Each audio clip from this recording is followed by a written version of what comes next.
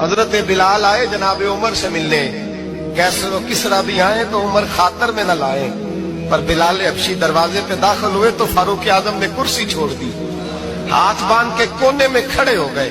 کالا رنگ ہے، نام بھی لکھنا نہیں جانتے۔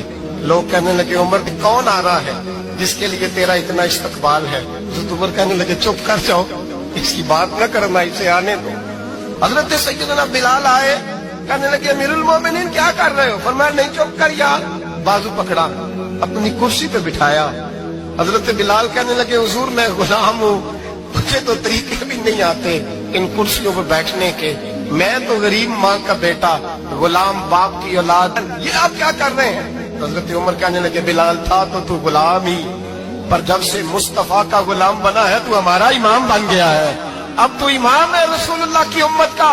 فرمایا وہ مجھے دن یاد ہے جب مکہ فتح ہوا تھا، بت ٹوٹ گئے تھے، بڑے بڑے سردار تھے، اور میرے نبی نے فرمایا بلال سے کہو کعبے کی چھت پہ چڑھ کے اذان دے، تو لوگوں نے کہا حضور یہ سارے جل گئے ہیں، کسی اور کی ڈیوٹی لگا دے۔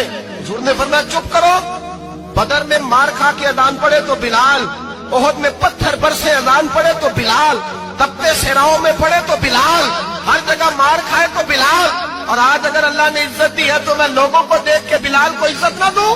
فرمایا کوئی اوپر نہیں چڑھے گا، ابو بکر بھی نیچے، عمر بھی نیچے، عثمان و علی، طلحہ اور زبیر بھی نیچے۔